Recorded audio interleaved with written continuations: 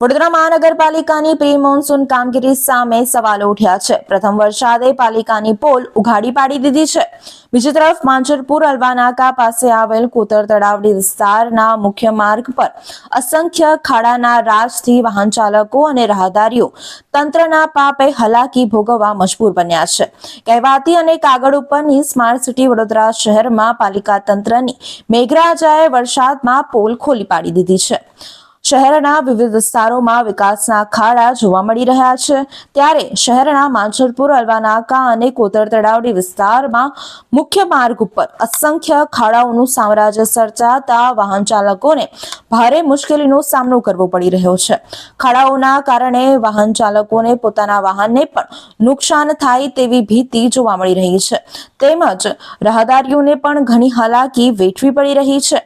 બીજી તરફ સ્માર્ટ શાસકો વિકાસની ગુલબાગો ફૂંકી રહ્યા છે, પરંતુ અધિકારીઓ અને કોન્ટ્રાક્ટરોની મિલીભગતના કારણે રોડ રસ્તાના કામોમાં પણ કટકી કરતા માર્ગો ઉપર ખાડા પડતા લોકો છાશવારે મુશ્કેલીમાં મુકાતા હોય છે।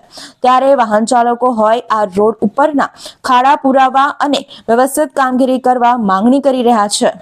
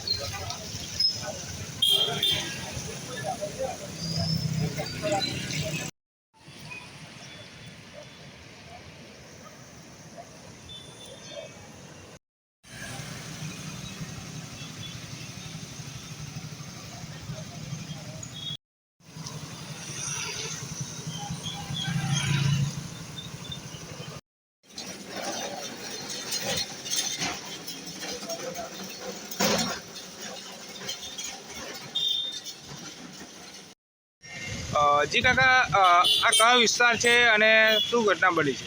આ માજલપુર વિસ્તાર છે। માજલપુરથી જીઆઈડીસી મેઇન રોડનો વિસ્તાર છે।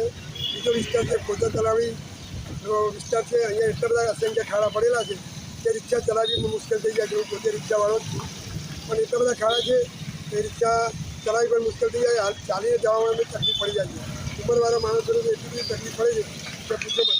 આ કોર્પોરેશન કંઈ ધ્યાન આપતી નથી। ટેક્સ અમે ભરીએ છીએ, અમે રિક્ષાવાળાએ ટેક્સ ભરીએ છીએ, પબ્લિક બી કરવેરો ભરે, ટેક્સ ભરે છે, સફાઈ વેરો ભરે છે, તો કોઈ જાતનું નિરાકરણ આવતું નથી। ખાડા પૂરે છે, 2 દિવસમાં પાછું એવું જ થઈ જાય છે। અત્યારે વરસાદના પગલે અત્યારે ઠેર ઠેર જગ્યાએ પગલે ખાડો પૂરે છે, પણ 2 દિવસમાં પાછી એ જ પોઝિશન થઈ જાય। તમારી માંગો શું છે?